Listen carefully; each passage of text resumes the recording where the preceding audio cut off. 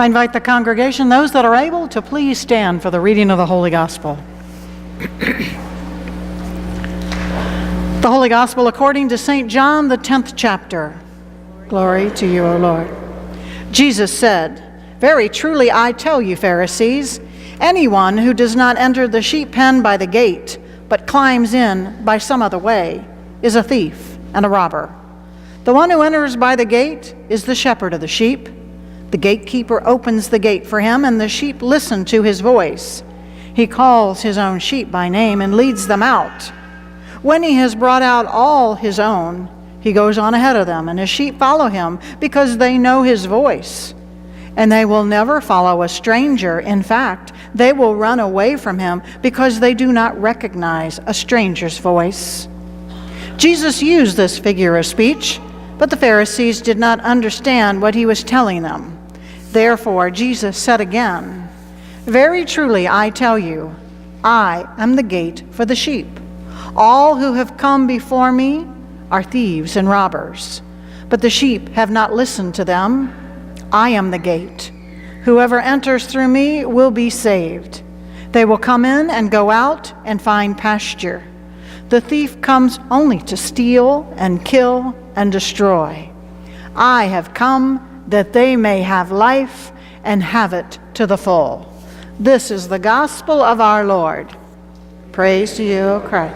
Please be seated. This morning, I would like to share a parable with you from a book called Iowa Parables. Today, we enter central Iowa to a little cottage up the valley of Honey Creek, about a half a mile from the Des Moines River. This is in Boone County in 1881, the evening of July the 6th. It began raining, a welcome rain. They hadn't had very much, and their corn was starting to look like it. The corn needed that rain so much. But then the rain began to come down in sheets. Kate Shelley and her brothers and her one sister watched this tiny Honey Creek become this raging river. Kate was only 15 at the time. She feared whether the railroad bridge that crossed the Honey Creek would hold against the flood of fast-moving debris that was coming down the river, the trees, the limbs, the stumps, all sorts of debris.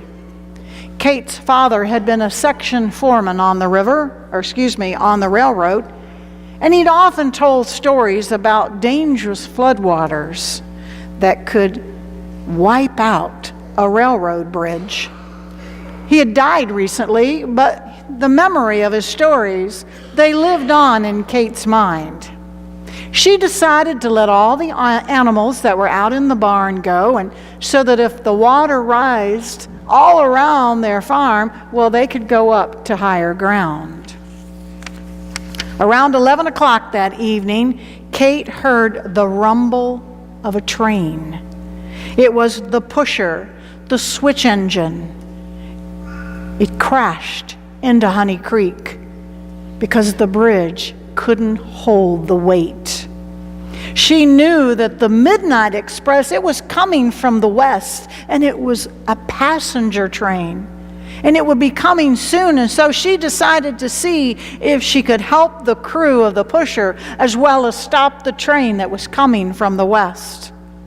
She started out with this lantern in hand into the frightful night to do her duty as she saw it. She realized she was unable to give aid to the ill-fated crew, and knowing that that midnight train was coming from the west, she headed out to save the lives of the passengers. She had to cross the railroad bridge over the Des Moines River in the black of night. She says she dropped down on all fours and hand by hand crawled across that bridge, going across that trestle, feeling tie to tie as she went. She said a huge flash of lightning appeared, and she could see this gigantic tree coming toward her down the river. It hit the river, and it just about knocked her off the bridge, and she says the water went right over her.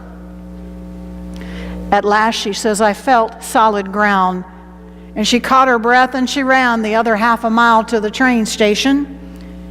The agent knew her. He recognized her, and she told the story of what she had heard and seen. So he went down and began blowing the whistle of an engine, and all the men came running to see what was wrong. The men hurriedly went to the creek to see if they could help all the men that were in that river. And the agent began to flag down that train from the west. Kate became the heroine of Boone County. She was honored throughout her life for this act of courage, daring, and unselfish giving in time of great need. Now, I don't know what kind of faith Kate had. I don't know what kind of relationship she had with her Lord. But I would imagine that that kind of courage, wow, it had to come from somewhere, and I would like to believe it came from her trust and her faith in the Lord. That's what Jesus is talking about in our gospel today. In this parable, Jesus is talking about himself as that door into the sheepfold. Jesus is saying that those who enter through the door, they belong to him. He is the gate, the door to the sheepfold. And anybody else that enters by crawling over that fence, they're thieves and robbers. Jesus said he will lead the sheep because he knows every one of them by name. And because he knows them by name, the sheep are going to follow. They're going to go out, they're going to come back in, and they will find pasture. And then Jesus goes on and he says, I came that they may have life, and they may have it abundantly. Jesus is telling us that through him, we may have life, and our life is going to be abundant, a fulfilled life, but a life not without sorrow and pain, but a life filled because we have Jesus as our guide. Jesus will lead us, and we will follow because he calls every one of us by name right through our baptism. Jesus leads, we follow. There was a tourist in Jerusalem that noticed something unusual about a shepherd. Instead of the man leading the sheep, he was behind the group of sheep, and he kept poking them and prodding them and whipping them to get them to move. And she says to her guide, look at that. I thought a shepherd was supposed to lead the sheep. You're right, answered the guide. A shepherd does lead the sheep, but that man's not the shepherd. That man's the butcher. We too can be driven and poked and prodded by the devil to do all kinds of things that we know we shouldn't do. But when we follow Jesus, Jesus is going to lead us to a life that's full through him. We go in and we go out of the sheepfold to find pasture. And I think that Jesus leads us to a life, and we return here. We return to the church to find comfort, to find support, to find each other. I think we need to be careful in case that we think that following Jesus will lead to a life filled with roses. That's just not how life is. There will be thyroid cancer. There will be heart attacks and strokes. There will be marriages that fall apart. There will be financial difficulties. Jesus is going to lead us through all sorts of terrains, and sometimes we might get hurt or sick or go off on our own, or we just might get into trouble. Life will not always be easy. But the one thing that we always need to stay focused on is Jesus. Jesus leading us. And when we focus on Jesus, no matter if we walk through valleys or over mountains, through rough seas, our focus remaining on Jesus, well, then it just doesn't seem quite too bad. My husband and I have a tradition that when we say goodbye to each other, you never know what's going to happen when we leave a house, or when we go in for surgery, or when he goes 30 days for hiking. My husband and I, when we say goodbye to one another, we always say, it's good either way, right? It's good either way. Whether we live or whether we die, it's good either way. One of my favorite movies is Mr. Holland's Opus.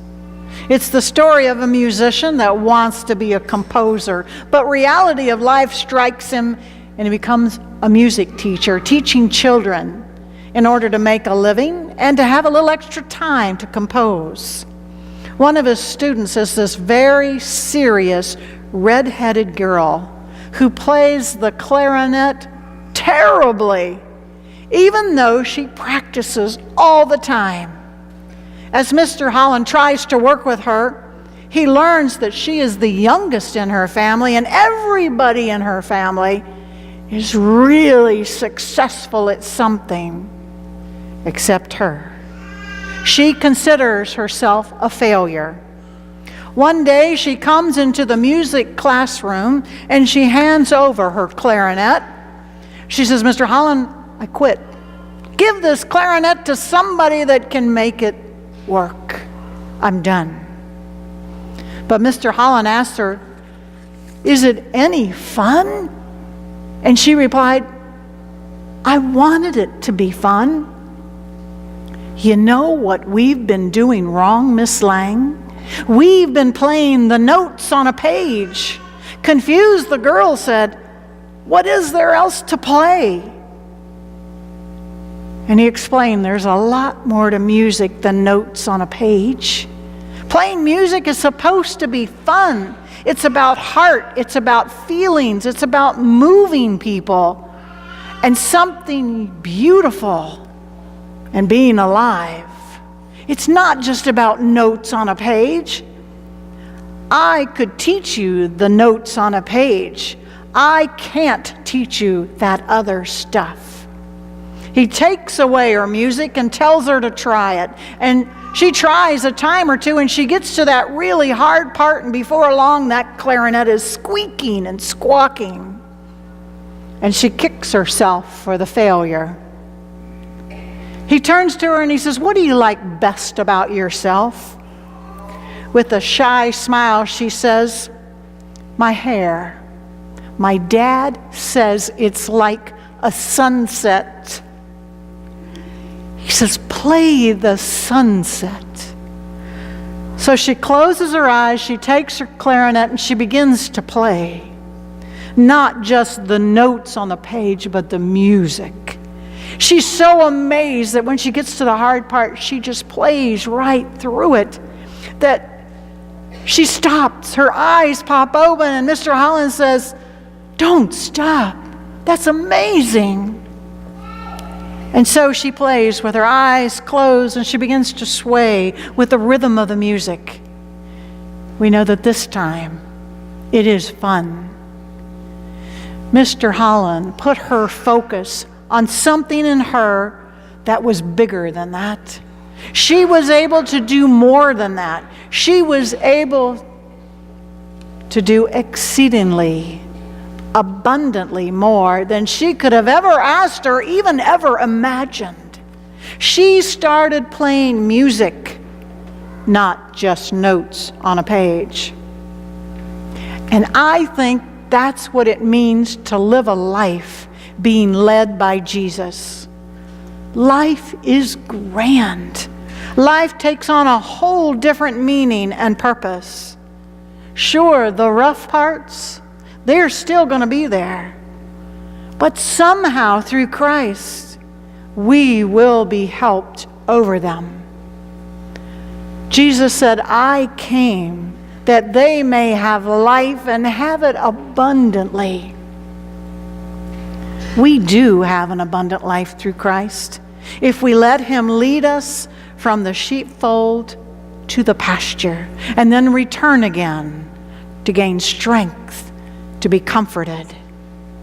We can, through Christ, have the courage of a Kate Shelley or the courage of a young red-haired girl who played for the sunset. Have an abundant life through Jesus. Then come here to church each week to be renewed and then let out again and again and again. I came that they may have life and have it abundantly. Amen.